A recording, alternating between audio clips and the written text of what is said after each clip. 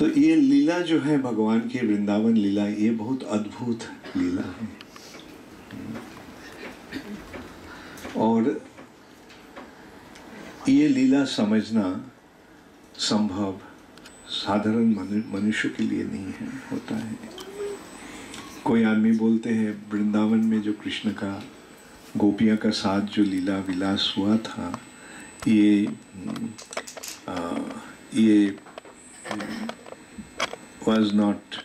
was immoral, अनैतिक। भगवान के ये लीला नहीं होना चाहिए था।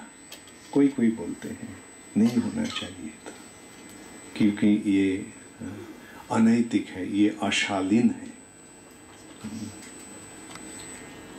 लेकिन बात यह है कि भगवान तो मालिक है, और भगवान जो मालिक हैं वो अगर अपने संपदा को भोगना चाहते हैं, उसमें कोई हर्जा होता है नहीं। और भगवान के साथ ये जो संपर्क है ये सबसे गहरा है, ये सबसे उन्नत उज्ज्वल रसम। पांचों रसों में से सर्वोत्तम रस है मधुर और उज्ज्वल, जो वैसे केवल प्यार के कारण जो संपर्क है, और कोई सामाजिक रीति नीति का विचार जहाँ नहीं है, ये है भगवान के साथ सबसे गहरा संपर्क। और इसमें कोई अनैतिकता नहीं है, क्योंकि भगवान के साथ जो संपर्क है वो सबसे पवित्र संपर्क होता है। एक दृष्टांत ये दिया जाता है, पत्नी जब भगवान का भक्त बनता है तो पति क्या नाराज होते हैं? स्वाभाविक रूप में परंतु पति प्रसन्न होते हैं, मेरे पत्नी भगवान की भक्त है। तो ऐसे भी हम देख सकते हैं कि इस भगवान के साथ जो संपर्क है उसमें कोई अनैतिकता या अशालीनता का संबंध नहीं रहता, लेकिन इसको समझाने का एक जरूरत हुआ था। तो ये इस लीला का महात्म्य महिमा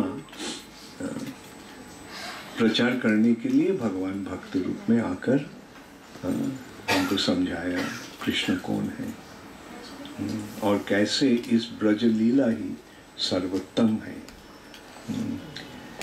तो ऐसी लीला विलास करने के लिए, मतलब भगवान को पहचानने के लिए महाप्रभु ने, श्री चैतन्य महाप्रभु के रूप में श्री कृष्ण, भक्त के रूप में श्री कृष्ण आए थे। तो इस्कॉन का जो विचार है, ये चैतन्य महाप्रभु ने जो शिक्षा दिए हैं उसी के आधार पर है।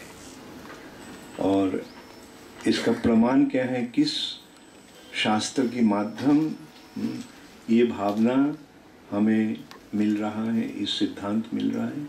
श्रीमद् भागवतम 18 पुराण है, उनमें से सर्वश्रेष्ठ अमल पुराण है श्रीमद् भागवतम। मतलब जिसमें भौतिक जगत का कोई मल नहीं है।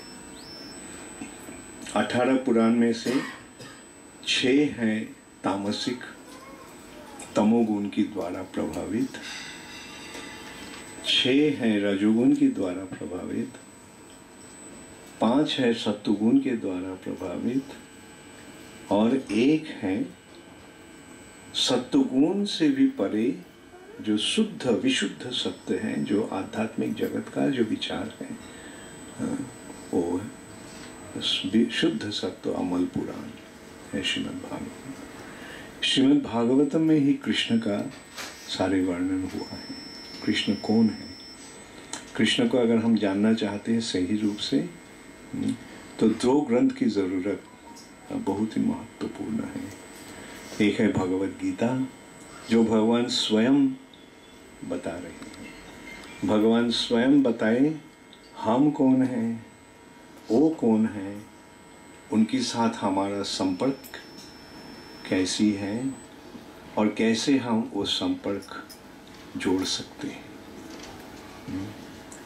लेकिन भगवत गीता में भगवान स्वयं अपने बारे में बोल रहे हैं।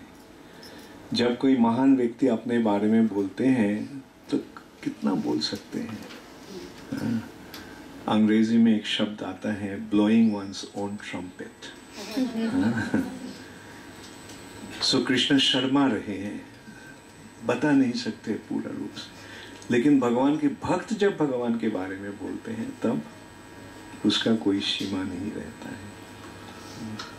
श्रीमद् भागवत है भक्तों के द्वारा भगवान की महिमा का वर्णन। तो ये श्रीमद् भागवत के माध्यम ही हम भगवान को श्री कृष्ण को पूर्ण रूप से पहचान सकते हैं। श्रीमद् भागवतम श्री कृष्ण से अभिन्न है। भागवतम में श्रीमद् भागवतम में 12 स्कंद है। वो 12 स्कंद श्री कृष्ण का ही स्वरूप है। पहला 2 स्कंद है भगवान के चरण कमल, और 3rd and 4th, तीसरी और चौथी स्कंद है भगवान के थाइज, जानू। 5म स्कंद है भगवान की उदर, पेट। 6ठ स्कंद है भगवान की छाती। 7म और 8म स्कंद है भगवान के बाहु। 9म स्कंद है भगवान की कंठ। 10म स्कंद है भगवान के हास्योज्जल मुखमंडल, मुख कमल। 11 स्कंद भगवान के कपाल और 12 स्कंद भगवान के शीर। तो आदमी को हम कैसे पहचानते हैं? उनके मुंह से। ऐसे ही 10म स्कंद के माध्यम भगवान को हम सही रूप से देखते हैं, पहचानते हैं। तो ये इसलिए श्रीमद् भागवतम का इतना महत्व है। और इस भागवतम के द्वारा ही हम भगवान को पहचानते हैं, और इस भागवतम के माध्यम ही भगवान को सही रूप से सेवा की वर्णन मिलता है। कैसे भक्तों के साथ भगवान का संपर्क, और ये 10म स्कंद में ही भगवान का स्वरूप का विचार हुआ है। भगवान से जन्म से लेकर वृंदावन लीला, द्वारका लीला संपादन हुआ है। श्री चैतन्य महाप्रभु श्रीमद् भागवत का जो तात्पर्य है, असल संदेश है, सही विश्लेषण जो है, चैतन्य महाप्रभु ने प्रदान किया। और चैतन्य महाप्रभु ने एक भविष्यवाणी किए थे कि पृथ्वी में जितने सारे गांव हैं, शहर हैं, हर जगह भगवान के ये महिमा का प्रचार होगा। ये वर्णन आज से, ये भविष्यवाणी आज से लगभग 500 साल पहले हुआ था। और ऐसी एक भविष्यवाणी असंभव था। 500 साल पहले मनुष्य को पता नहीं था इस दुनिया में कितने महादेश हैं, इस पृथ्वी में। एशिया के बारे में जानते थे और यूरोप थोड़ा बहुत जानकारी था, लेकिन सारा पृथ्वी भर इस शिक्षा, इस महाप्रभु के इस वाणी का प्रचार होगा, कैसे संभव था। और इस भविष्यवाणी पर पूर्ण विश्वास रखकर श्रील प्रभुपाद ने अमेरिका गए थे, और श्री चैतन्य महाप्रभु का जो भविष्यवाणी था उसको सफल करने के लिए, और सफल किए थे, सफलता का सूत्रपात किए थे। और यद्यपि श्रील प्रभुपाद केवल 10 साल के लिए उस तत्पश्चात केवल 10-12 साल तक इस पृथ्वी पर रहे। सन 66 में प्रभुपाद, सन 65 में प्रभुपाद अमेरिका गए थे और सन 1977 में प्रभुपाद इस भौतिक जगत से अप्रकट हुए थे। लेकिन प्रभुपाद ऐसी एक आयोजन कर चुके थे इस्कॉन के माध्यम, ये संस्थान के माध्यम, ताकि उनके देहांत के पश्चात भी उनको चले जाने भी से भी ये कार्य होते रहता है और वही हो रहा है। आज सारा दुनिया भर कृष्ण भक्ति का प्रचार हो रहा है। श्रील प्रभुपाद में बताया था 10 साल के अंदर 108 मंदिर को स्थापना किए थे, लेकिन आज इस्कॉन में दुनिया भर 600 से भी अधिक मंदिर बन चुका है और बढ़ ही रहा है। हर साल हम देखते हैं मंदिर बढ़ ही रहा है, भक्तगण बढ़ ही रहा है। जहाँ कृष्ण भक्ति का प्रचार संभव नहीं था उस समय, जैसे कम्युनिस्ट कंट्री में धर्म को मानते नहीं हैं और धर्म का प्रचार तो असंभव था। रशिया में प्रभुपाद केवल 3 दिन के लिए गए थे, कोई जगह प्रभुपाद गए भी नहीं। लेकिन आज उस जगह में कृष्ण भक्ति का बहुत ही प्रचार हो रहा है। रशिया में लगभग,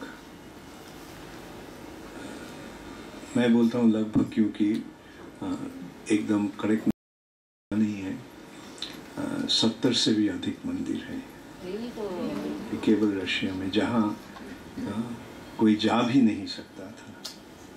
और कोई अगर प्रचार शुरू हुआ था, प्रभुपाद 3 दिन के लिए गए थे और 3 दिन के बीच एक रशियन को दीक्षा दिए थे और वो रशियन नौजवान ये महाप्रभु की वाणी, इस्कॉन की वाणी प्रचार करने के लिए पूर्ण रूप से युक्त हो गए थे और उन्हीं के प्रभाव से, और इस्कॉन से भी मदद दे रहे थे प्रभुपाद, उन्हों के प्रभावों से रशिया में कृष्ण भक्ति का प्रचार होने लगा। रशियन भाषा में अनुवाद हुआ, बल्कि किताबें नहीं ले सकते थे रशिया में। तो भगवत गीता का 18 अध्याय है, तो किताब नहीं था, तो 18 अध्याय को 18 भाग में लेकर 18 आदमी एक साथ पढ़ते थे, ताकि एक किताब को 18 आदमी एक साथ पढ़ सकते हैं। किसी के पास एक पहला अध्याय वो जब पढ़ लिया, उसके बाद दूसरा अध्याय आया ऐसे, और कोई नए आदमी के पास पहला अध्याय गया, दूसरा अध्याय खत्म होने के पश्चात तीसरी अध्याय आ गया। ऐसे कृष्ण भक्ति का प्रचार होने लगा रशिया में। और इस्कॉन की प्रभाव ऐसा बढ़ गया था कि उस समय सन 84 में वहाँ के राष्ट्र प्रधान थे ब्रेजनेव ने बताया कि रशियन कम्युनिज्म का 3 शत्रु हैं। एक है अमेरिका के पॉप म्यूजिक, गाना, दूसरी है अमेरिका का भौतिकवाद, और तीसरी है इस्कॉन। क्योंकि इतने सारे नौजवान लड़का लड़की इस्कॉन के साथ युक्त हो रहा था कि रशियन सरकार सोच में पड़ गई ये क्या करेंगे, और उसको बहुत सारे निर्यातन किए थे। कोई भक्तों का कारागार में मृत्यु हो गया था, वो भेज देते थे साइबेरिया में, लेबर कैंप में।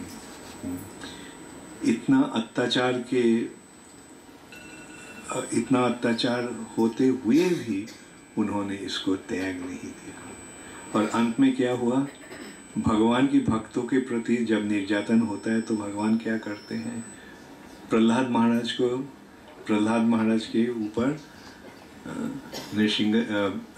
हिरण्यकशिपु ने अत्याचार कर रहा था। तो अंत में क्या हुआ, भगवान खुद आकर नृसिंहदेव के रूप में आकर हिरण्यकशिपु को खत्म कर दिया। तो वैसे ही रशिया में भक्तों के ऊपर अत्याचार करने के कारण कम्युनिज्म को भगवान खत्म कर दिया।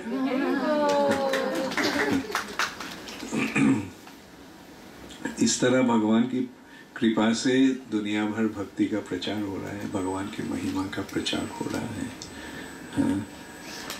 ये है हमारी इस्कॉन। मैं पूछा था इस्कॉन के बारे में कौन जानते हैं। हाँ। तो यही हम कर रहे हैं, यही हमारा विचार है, ये हमारा उद्देश्य है। भगवान की वाणी का प्रचार बिना और कोई उद्देश्य हमारा नहीं है। हमारा केवल एक ही उद्देश्य है, सारा दुनिया भर भगवत भक्ति का प्रचार हो और सारा दुनिया भर मनुष्य ने भगवत भक्ति को अपनाए। क्यों? क्योंकि भगवत भक्ति को अपनाने से जीवन सफल होता है। जीवन अपना सफल बना ले, भज रे हरि का नाम रे। Hare Krishna. I'm very happy to have come here and met all of you. जैसे जानवी ये बता रहे थे कि वैसे हमको बताया कि आप रिट्रीट देते हैं प्रीडोमिनेंटली मेल भक्तों को लेकर, बल्कि महिलाओं के लिए आप कुछ नहीं करते हैं। तो मैं बोला कौन बोला है?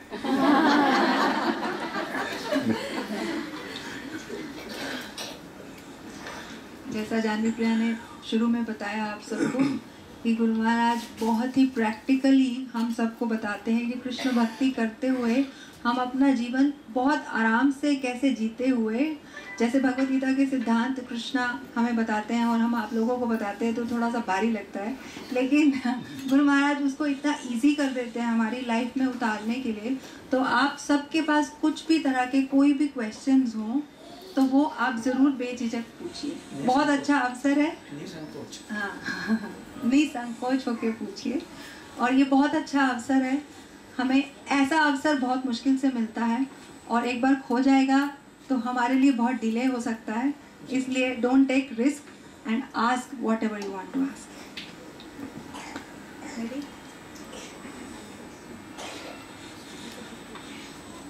लगता है सब संकोच में पड़ गए।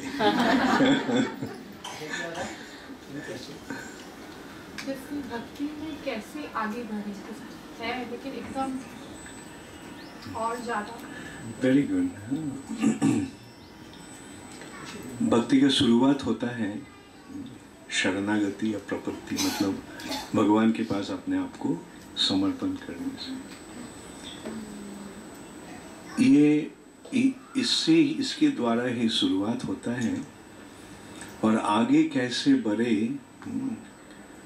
जितना ही हम भगवान की शरण लेते हैं उतना ही हम आगे बढ़ते हैं।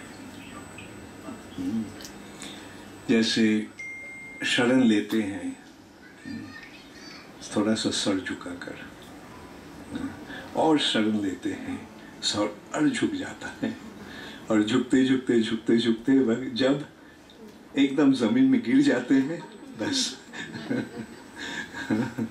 तो मतलब आगे बढ़ने का तरीका केवल यही है, भगवान के पास अपने आप को समर्पण कर देना।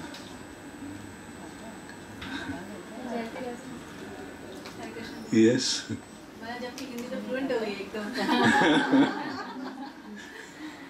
ये 2 दिन का ट्रेनिंग है।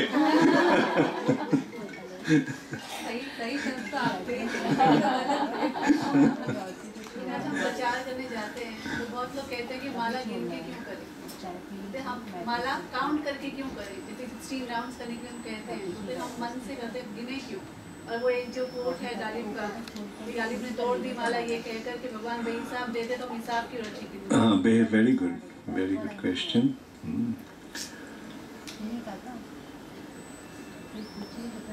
सबसे बेहतर है अगर हम दिन भर ही कर सकते हैं,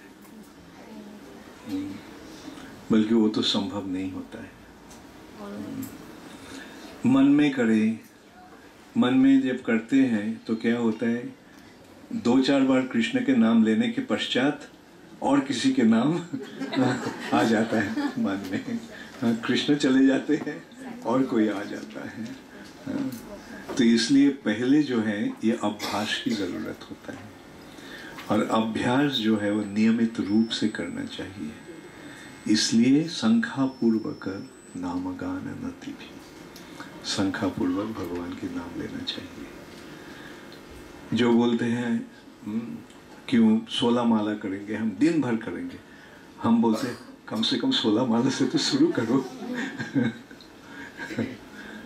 अगर दिन भर 24 घंटा कर सकते हो, मन में कर सकते हो, तब तो बहुत ही अच्छा है, बल्कि कर नहीं पाओगे।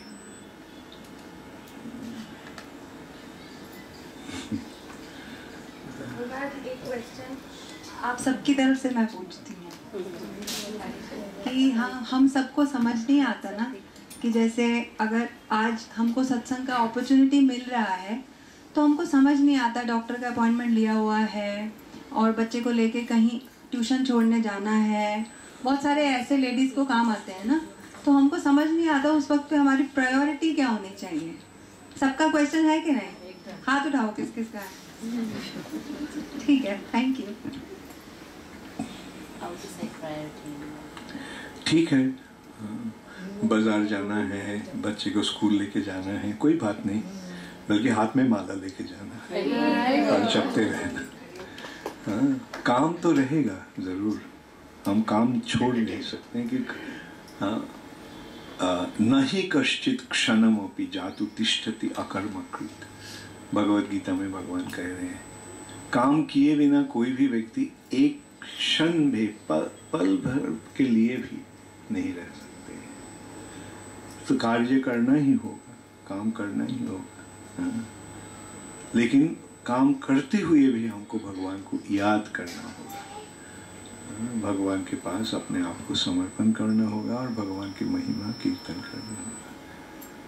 तो कोई ये तो मुश्किल नहीं है। हम काम करते हो तो कितने कुछ करते हैं, है ना।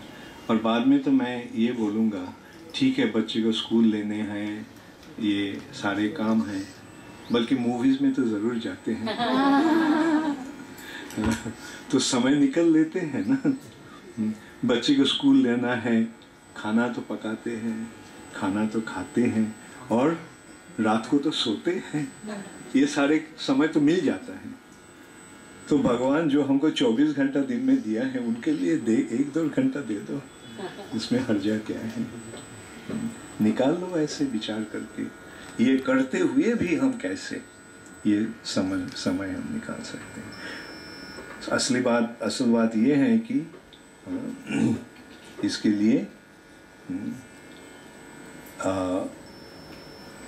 लिए संकल्प का ज़रूरत होता है। विचार करना है कैसे हम करूँगा, करना है कैसे करूँगा, ज़रूर निकल जाएगा। अच्छा, और याद दिला दिया। वो मैं बोला भी 24 घंटा भगवान की है। और असल बात यह है कि समय भगवान है, भगवान का ही रूप है समय। सृष्टि, इस भौतिक जगत का सृष्टि कार्य में भगवान का पहला कदम था समय के रूप में प्रकाश। और ये समय जो है ये भगवान का दृष्टिपात है। भौतिक जगत के प्रति, माया के प्रति भगवान जब ईक्षण करते हैं, मतलब दृष्टिपात करते हैं, तो माया क्षोभित होती है और तब माया व्यक्त होता है, प्रकट होता है, प्रकाशमान होते हैं। और आधार पर ही सब कुछ हो रहा है। सब कुछ समय के आधार पर है ना। सब कुछ जो हो रहा है समय के आधार पर है।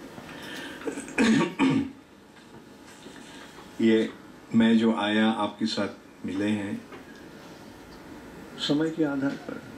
मैं तो बताया गया था 4 बजे आना है, और उसके बाद हम जब 4 बजे आने के लिए तैयार किए, बोला 4:15 बजे निकलना है। तो ऐसे समय के आधार पर ही सब कुछ हो रहा है। हाँ, तो ये समय है, काल है, भगवान का ही रूप। और ये काल बह रही है, एक नदी जैसे बहती है। तो नदी में जब हम तैरते हैं, किस तरह तैरना सरल होता है, सहज होता है। जिस तरह लहरी बहती है उस तरह हम चलते हैं। तो भगवान की ओर जब जाते हैं हम, तो ये लहरी की ओर ही चलना है, स्रोत की ओर चलना है। और जो हमारे अपने लिए जब हम समय की इस्तेमाल करना चाहते हैं, तो ये स्रोत की विपरीत दिशा में जाना। तो स्रोत, आप तैरते हैं ना, नदी में कौन कौन तैरे हैं? कोई नहीं। अच्छा, ठीक है। अच्छा, हाँ, तो नदी के प्रतिकूल में जाना बहुत कठिन है। हाँ, हम देखते हैं जब तक तैरते हैं गंगा में, जब वहाँ गंगा की स्रोत बहुत तेज है मायापुर में, जब हम विपरीत दिशा में, प्रतिकूल में जब तैरते हैं बल्कि एकदम बढ़ते नहीं है। लेकिन जब हम उस तरफ चलते हैं, बस तैरने का भी जरूरत होता नहीं। तो ऐसे ही समय की इस्तेमाल इस रूप से करना चाहिए। भगवान जिस दिशा में है, जिस दिशा हमको भगवान के पास ले जाएंगे, उस दिशा में अगर हम समय की इस्तेमाल करते हैं, तो समय बहुत ही सुंदर रूप से हम उस समय की अनुकूल गति में चल सकते हैं। नहीं तो प्रतिकूल दिशा में चलना बहुत ही मुश्किल है।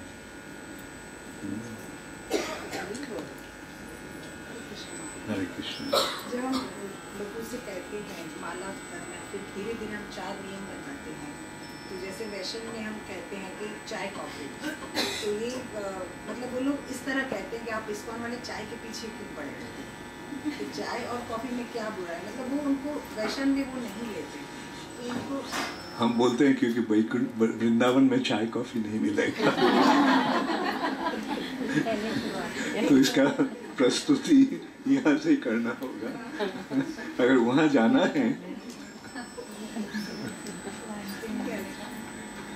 हाँ, और पूरा जवाब मैं नहीं दिया इस प्रश्न का। चाय कॉफी भी नशा है। अब छोड़ क्यों नहीं सकते? क्योंकि नशा बन गया है। जो नशा है उसको छोड़ो। ठीक है, हाँ बताइए।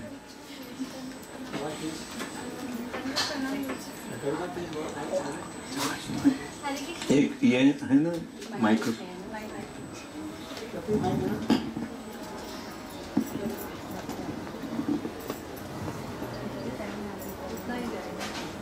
यहाँ से निकालो।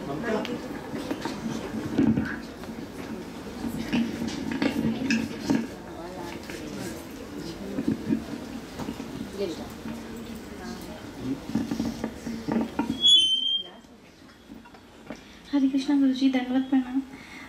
जैसे हम भक्ति में आए हैं, तो धीरे धीरे हमारे अंदर हमने बहुत सारे चेंजेस फील किए हैं, और हमें हमारी गलतियों का एहसास होता है। हमारे अंदर जो कमियाँ हैं वो पहले हमें दिखने लगती है, तो हमारे अंदर इम्प्रूवमेंट आता है। पर एक चीज़ बहुत ज़्यादा है मेरे अंदर, जैसे क्रोध, तो उस पर कंट्रोल नहीं हो पा रहा है। तो उसको कैसे कंट्रोल किया जाए? ऑल्दो हम जो हमारे शिक्षा गुरु हैं उनसे कंसल्ट भी करते हैं, वो हमें बताते भी हैं कि इस तरह से, लेकिन फिर भी नहीं हो रहा है। तो क्या करें इसके लिए?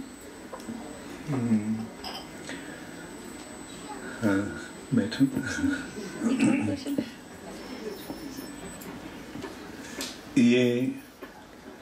ये हमारे 6 शत्रुओं हैं। काम, क्रोध, लोभ, मोह, मद, मात्सर्य।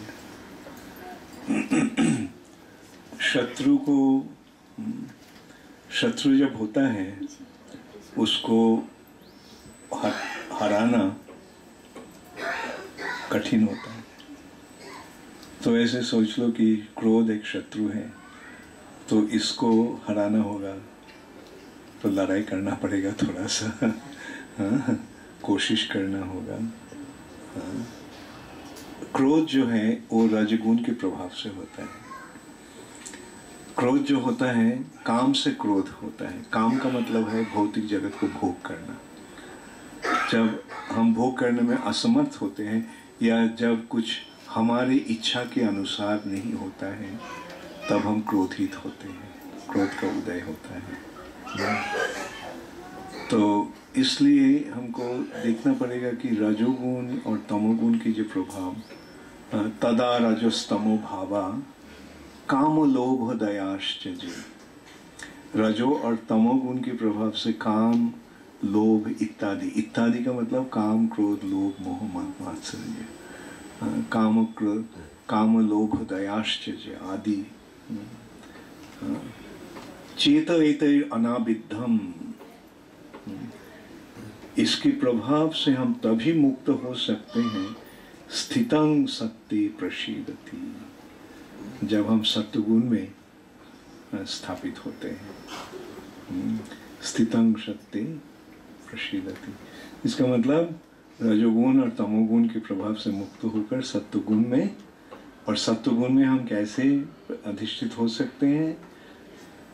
भगवत भक्ति के द्वारा। जब हम भगवान की भक्ति करते हैं तो केवल रजो तमो ही नहीं, सत्वगुण से भी परे जो शुद्ध सत्व है उसमें हम अधिष्ठित होते हैं। तो ये है स्वाभाविक प्रक्रिया जिसके द्वारा हम क्रोध संवरण करते हैं। भगवत भक्ति का मतलब होता है जो कुछ हम करते हैं भगवान के लिए करते हैं। ठीक है, क्रोध है तो क्रोध भगवान की भक्ति में नियोग करना होगा, ठीक है, और किसी के लिए नहीं। भगवान भगवत भक्ति के लिए क्रोध का प्रयोग होगा। जैसे हनुमान, जैसे अर्जुन लड़ाई कर रहे हैं, क्रोधित अगर नहीं हुआ तो लड़ाई नहीं कर पाते थे। लेकिन ये जो क्रोध है वो भक्ति में, भगवान की सेवा में अर्पित हो रहा है। इसके द्वारा क्रोध की कंट्रोल हो रहा है, नियंत्रण हो रहा है। अच्छा, और एक बात मैं बोलता हूँ, अगर आप क्रोध को पराभूत करना चाहते, क्रोध को कंट्रोल करना, नियंत्रण करना चाहते हैं, तो जो कुछ क्रोधित होकर जो कुछ बोलते हैं वो मुस्कुराते हुए बोले।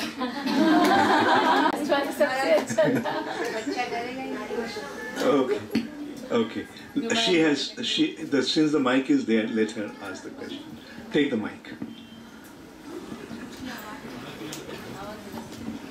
हरे कृष्ण गुरु महाराज, थैंक यू सो मच। महाराज, आपने माता जी को बताया कि चाय और कॉफ़ी एक तरह का नशा है। जब भी मैं अपने किसी फ्रेंड को बोलती हूँ चाय या कॉफ़ी एक नशा है, वो बोलते हैं मेरे लिए वो नशा नहीं है, मैं कल चाहूँ मैं कल छोड़ सकता हूँ। तो छोड़ दो। छोड़ते क्यों नहीं? महाराज, इज दैट सीरियसली वो नशा है? देखो, ये जो नशा करते हैं ना, वो सब ऐसे ही बोलते हैं। मैं देखा एक व्यक्ति, वो वैसे नशा करता था, केवल चाय कॉफी का नहीं, हीरोइन का। मतलब वो अफीम से, ओपियम से बनता है, बहुत ही खतरनाक है ये उस एडिक्शन, हीरोइन एडिक्शन। वो बोलता था, मैं बोलता था, don't take that, it will destroy you. क्योंकि वो बोलता था नहीं नहीं कुछ नहीं होगा, मैं I can control my self. बल्कि वो हीरोइन का दास बन गया है। तो वैसे जो नशा करते हैं वो सोचते हैं नहीं मैं छोड़ दूंगा, कोई बात नहीं। बल्कि छोड़ना बहुत मुश्किल होता है। देखो, चाय कॉफ़ी भी छोड़ना मुश्किल होता है, तम्बाकू छोड़ना मुश्किल होता है। बल्कि जब कोई इस्कॉन में आता है, बस सब कुछ छोड़ना आसान हो जाता है। महाराज, मेरे घर पे ऐसा हुआ था कि मम्मी ने जब चाय छोड़ी तो उनको बहुत प्रॉब्लम हुई, तो पापा ने जब छोड़ा तो उनको कुछ भी प्रॉब्लम नहीं हुई। तो फिर ऐसा क्यों हुआ? माता का प्रभाव पिता पर आ गया था।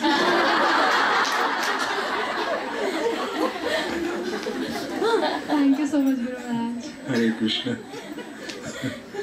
Okay, Brinda has her hands up. Then I'll take the mic.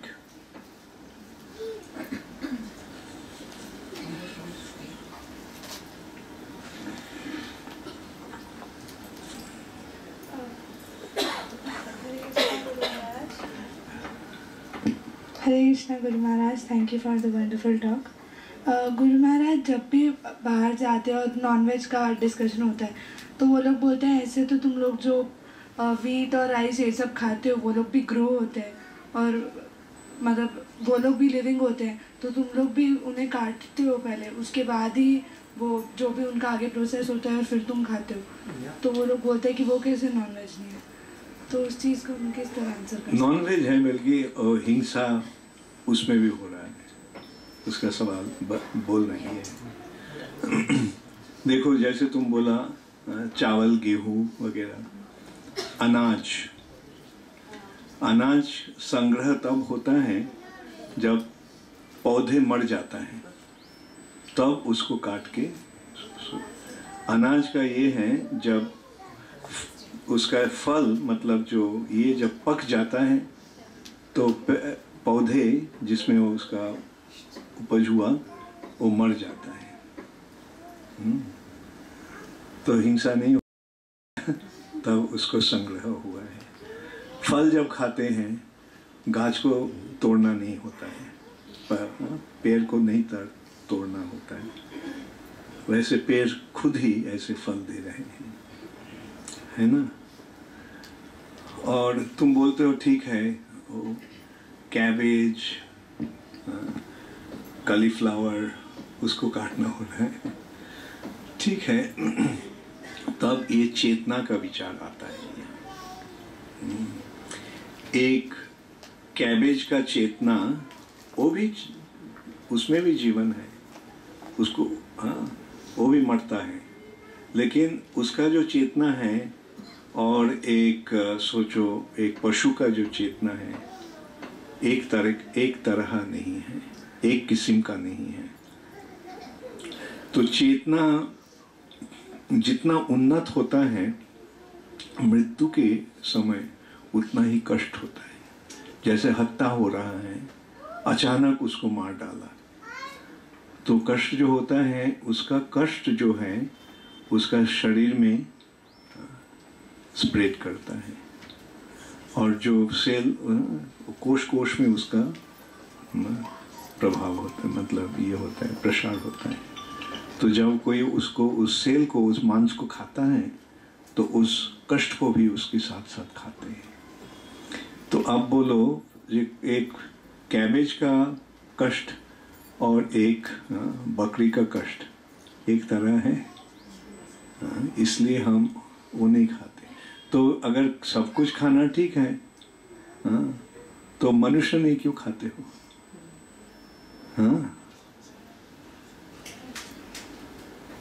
हम वैसे जो मांस खाता है, किसके मांस खाता है? जिस जीव में, जिस पशु में चेतना उतना उत्तम नहीं है, उन्नत नहीं है, एडवांस नहीं है। और दूसरी बात है, भगवान एक जीव को, अन्य जीव को आहार करके जीवन धारण करना पड़ता है। जीवस्य जीव जीवनम, एक जीव अन्य जीव को खाकर जीवन धारण करते हैं। तो मनुष्य के लिए अनाज, सब्जी, फल वगैरह, मतलब वेजिटेरियन फूड है मनुष्य के आहार के लिए। पशु में भी देखो, कुछ पशु है जो घास वगैरह पत्ते खाते हैं और कुछ पशु मांस खाते हैं, उसका वृत्ति वैसा है। जैसे बकरी, मेष वगैरह, गाय, ये सब घास खाते हैं, लेकिन शेर मांस खाते हैं, प्रकृति के नियम से ही। तो वैसे प्रकृति के नियम से मनुष्य को शाकाहारी होना चाहिए था। मनुष्य का जो ये है वो शाकाहारी है। जो पशु में देखते हैं, जो शाकाहारी पशु का दांत का गठन एक तरह होता है और जो मांस खाने वाला पशु है उसका दांत की गठन और एक तरीका का होता है ना। जैसे जो घास वगैरह खाते हैं उसको डेंटल स्ट्रक्चर स्ट्रेट होता है और जो मांस खाता है उसको कैनाइन टीथ रहता है। तो अब बताओ, मनुष्य का दांतों का गठन शाकाहारी पशु की तरह है या मांसाहारी पशु की तरह? शाकाहारी। मांसाहारी पशु की तरह कोई कोई व्यक्ति का ये होता है, जैसे ड्रैकुला। तो ऐसे हम देखते हैं कि मनुष्य का आहार, मनुष्य का नेचर स्वतः ही शाकाहारी है। और सुनना चाहते हो? जो मांसाहारी पशु जो है उसका जो इंटेस्टिन है, डाइजेस्टिव सिस्टम बहुत छोटा होता है और जो शाकाहारी है वेजिटेरियन मतलब हार्बीवोरस, उसका बहुत लंबा होता है। क्यों? क्योंकि जो साग पत्ते को, घास पत्ते को बॉडी सेल में ट्रांसफ़र करने में काफ़ी समय लगता है, इसलिए उसका इंटेस्टिन बहुत लंबा होता है। और जो मांसाहारी पशु हैं वो जो पशु का मांस खाता है तो उसको सेल तो बन चुका है ऑलरेडी, तो इसलिए उसको ज़्यादा समय नहीं लगता है उसको अपनाने में। और एक बात है, जो वेजिटेबल्स जो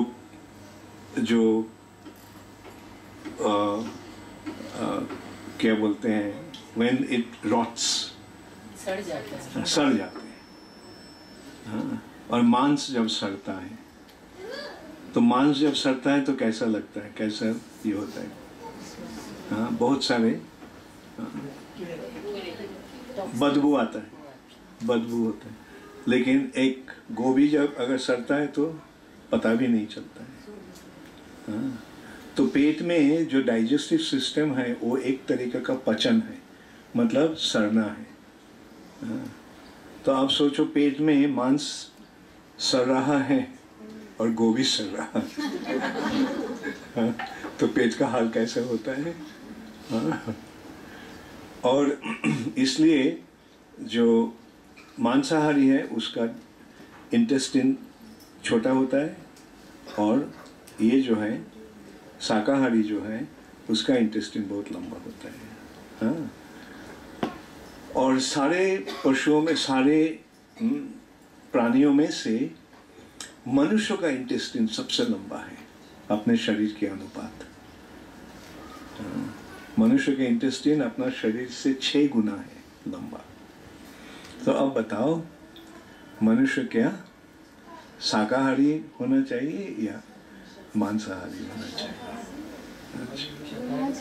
रोमांच कुछ लोग मतलब मांसाहार इसलिए भी होते क्योंकि प्रोटीन मिलता है उनको, न्यूट्रिशन, आयरन। वो पहले का विचार है, वो विचार छोड़ दिया। तो अमेरिका, यूरोप में बहुत सारे आदमी आज शाकाहारी बन रहे हैं क्योंकि उनको पता चल गया कि मांसाहार शरीर के लिए ठीक नहीं है। और ये अगर प्रोटीन का सवाल है तो मांस से भी अधिक प्रोटीन सोया प्रोडक्ट्स में होता है। तो ये सारे बकवास है।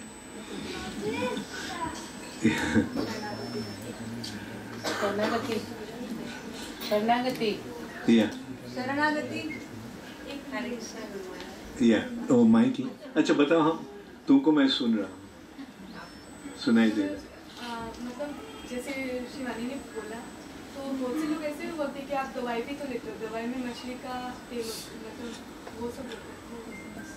दवाई में मछली क्या, जहर भी हम पी सकते हैं। लेकिन वो प्रिस्क्रिप्शन के रूप में आना चाहिए। वो भी छोड़ दो ऐसे। ठीक है, दवाई जब ज़रूरत होता है शरीर के लिए तब ले सकते हैं। हाँ, लेकिन कितने दवाई में ये होता है, क्या होता है, मांस होता है दवाई में। दवाई में क्या मिलता है? Cod liver oil. ठीक है, अगर शाकाहारी हो तो कॉड लिवर ऑयल नहीं लेना है। कॉड लिवर ऑयल क्या लेना ही पड़ेगा? कॉड लिवर ऑयल के बहुत सारे सब्स्टिट्यूट हैं, वो ले सकते हो। जो शाकाहारी है वो कि सब हर व्यक्ति के कॉड लिवर ऑयल पीते हैं। तो जो ऐसे आर्गुमेंट करना चाहते हैं तो उसको बोलो ठीक है।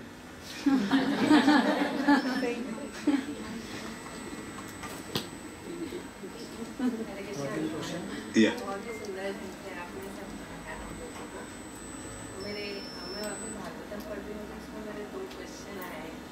एक तो उसमें लिखा हुआ है कि भगवान का विराट स्वरूप कल्पना या काल्पनिक है, तो क्या ये इसको कैसे समझें? ऐसे इसका मतलब ये है कि विराट स्वरूप है,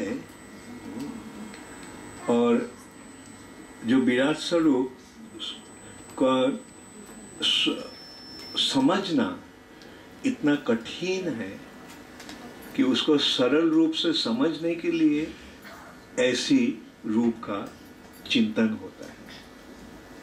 हाँ, जैसे कि वो पर्वत जो है वो है भगवान की हड्डी, वो विराट रूप की हड्डी। सूरज है और चंद्रमा है उसकी आंखें। तो ये सब भगवान का ही प्रकाश है, लेकिन उसको सही रूप सरल रूप से सहज समझने के लिए ऐसे वर्णन हो। विराट रूप में भगवान जो कुछ कर रहे हैं, भगवान कर रहे हैं, ये समझने के लिए इस रूप की कल्पना हो रहा है। एक क्वेश्चन और है, लिखा हुआ है कि निष्क्रिय भक्ति की आसक्ति भगवान के प्रति दिव्य प्रेम की अवस्था तक बढ़ती है और सक्रिय सेवक की आसक्ति राग अवस्था तक। तो जैसे हम जो 9 अंग पढ़ते हैं उसमें प्रेम भक्ति का ऊपर है और इसमें निष्क्रिय भक्ति लिखा है। निष्क्रिय भक्ति मतलब जिस भक्ति में भगवान का चिंतन हो रहा है लेकिन सेवा नहीं हो रहा है।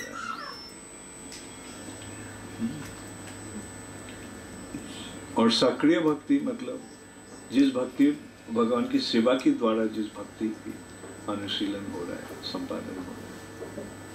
तो इसमें ऐसे लिखा हुआ है कि उसको भगवान के प्रति दिव्य प्रेम की अवस्था तक बढ़ती है, मतलब निष्क्रिय भक्ति की आसक्ति।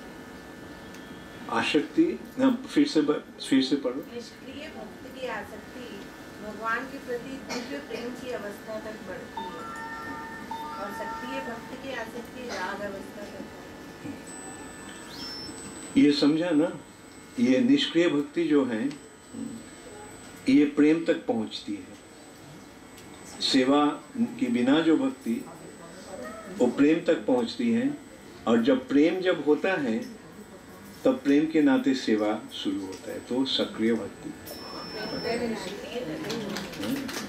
प्रेम तक निष्क्रिय मतलब जब तक प्रेम ना होता है तब तक निष्क्रिय हो सकता है।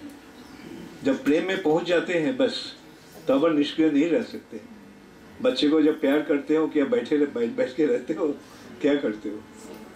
हाँ, सेवा शुरू होता है। तो प्रेम के कारण सेवा शुरू होता है, और प्रेम की जो सेवा है, प्रेम पूर्वक जो सेवा है जिसको सक्रिय भक्ति कहा गया है, इस सक्रिय भक्ति राग मतलब शुद्ध प्रेम का उसका परिणति है, विशुद्ध प्रेम। जिस प्रेम में भगवान को प्यार करे किए बिना और कुछ करने को मन नहीं चाहता है। ठीक है, ओके। प्रचार करने जाते हैं सब लोगों को अच्छा बहुत लगता है, लेकिन लोगों को ऐसा होता है कि हम जो इतने सालों से करते आए हैं वो कैसे छोड़ दें। और मतलब उसमें से निकलना उन लोग के लिए बहुत मुश्किल होता है।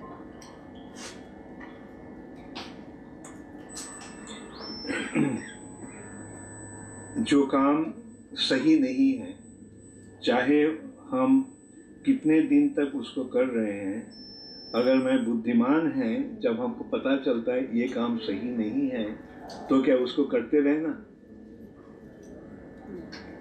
न कि उसके छोड़ के जो सही काम है वो कर शुरू करना चाहिए। ये चीज़ हम कैसे मतलब उनको समझाएं, इसमें से निकलना? उनको अनुरोध करो, थोड़ा खुद समझने की कोशिश कीजिए। जो कर आप अगर ये समझ लिए हैं कि ये ही सही काम है, जो आप कर रहे थे वो गलत है, मतलब सही नहीं है, तो उसका करने का क्या जरूरत है। जैसे कोई व्यक्ति बोल सकता है, हाँ मैं 32 साल से शराब पी रहा हूँ, मुझे पता है कि शराब पीना ठीक नहीं है, बल्कि क्या करूं, 32 साल से जो मैं कर रहा था वो छोड़ू कैसे। लेकिन जो बुद्धिमान है, विचारवान है, वो समझेगा ये करना ठीक नहीं है। तो चाहे आप 32 साल तक किए या 32 जीवन तक किए, जब पता चला है ये सही नहीं है, तो इसको छोड़ना ही बुद्धिमान का कार्य है। ठीक है, ये कैसे समझाओगे ये बात नहीं, कैसे वो समझेगा बात यही है। हम आगे भक्ति बढ़ना चाहते हैं, भक्ति में आगे हम आगे बढ़ना चाहते हैं, लेकिन फैमिली के साथ थोड़ा कॉन्फ्लिक्ट होता है, तो फिर यही फिर कोई इतना ही ठीक है इससे आगे बढ़ने के लिए। कल भी ऐसा प्रश्न एक आया था, इसका जवाब मैं ऐसे दिया था, ब्रज गोपिया का स्थिति कैसी थी। ब्रज गोपिया का घर वाले क्या चाहते थे कि वो कृष्ण के साथ चले राधा रानी के ससुराल। चाहता कि राधा रानी, लेकिन राधा रानी क्या किया, कृष्ण के प्रति उनका प्यार इतना गहरा था कि छोड़ नहीं सकते। और क्या करते थे, घर के काम सही रूप से करते थे सब गोपियां, ताकि कोई इल्जाम ना दे सके। बल्कि जब कृष्ण जब बांसुरी बजाते थे, बस सब कुछ छोड़ के भागते थे, दौड़ते थे। तो वैसे ही ठीक है, मानने ये पसंद नहीं कर रहे हैं, कोई बात नहीं। फिर भी मैं तो कृष्ण को कृष्ण भक्ति किए भी नहीं रह सकता, ऐसी भावना होनी चाहिए। और घर की काम जो है वो करते रहिए, बल्कि भक्ति भी करते रहिए। I'll take these 2 questions and I'll end now, because I have to go. अच्छा, 1 minute.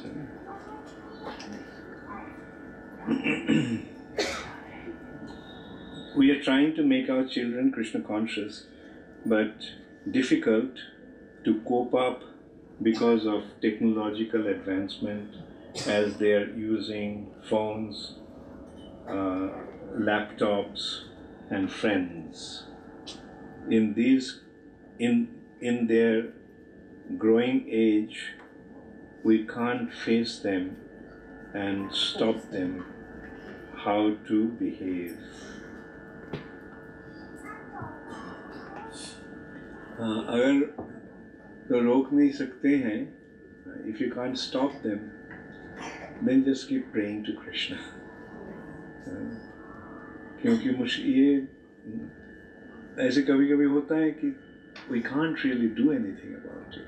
So just when there is no other way, just pray to Krishna on their behalf. नहीं तो ज़्यादा डांटने से क्या होगा, जब तक बच्चा है तब तक मान लेंगे, जब बड़ा हो जाएगा तो रिवोल्ट करेंगे।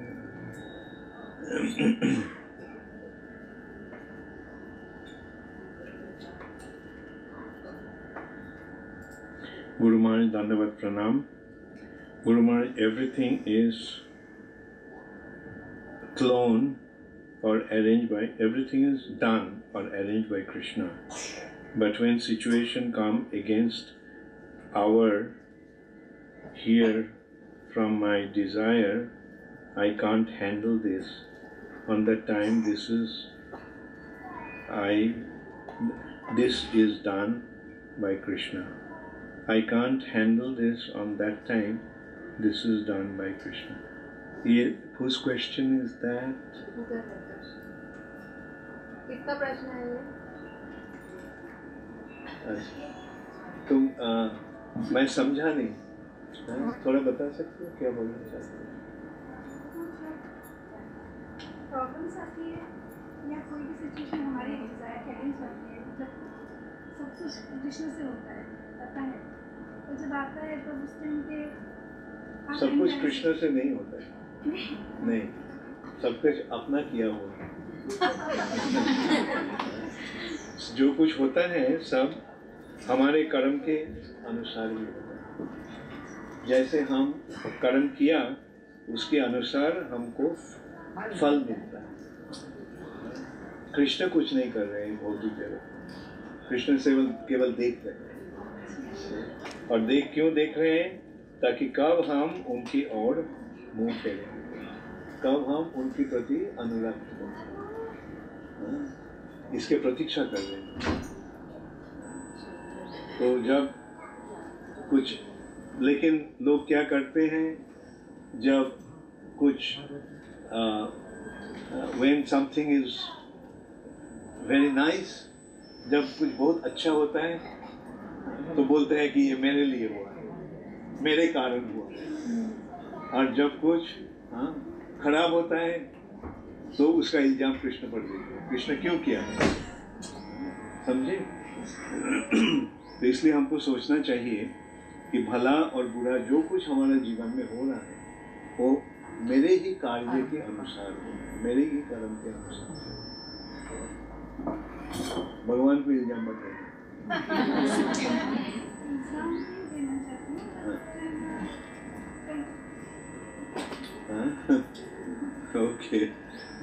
Okay, Sal.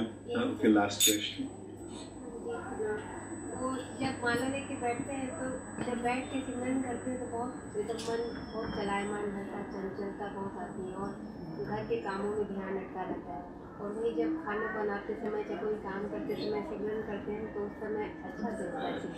तो कौन सा सिमरन? तो काम करते करते सिमरन करो, ठीक है? जो भावना अनुकूल रूप से होता है वैसे ही करो, जो कुछ अनुकूल रूप में होता है, जो सरल रूप से होते हैं ऐसे ही करो। लेकिन 16 माला जप लेगा।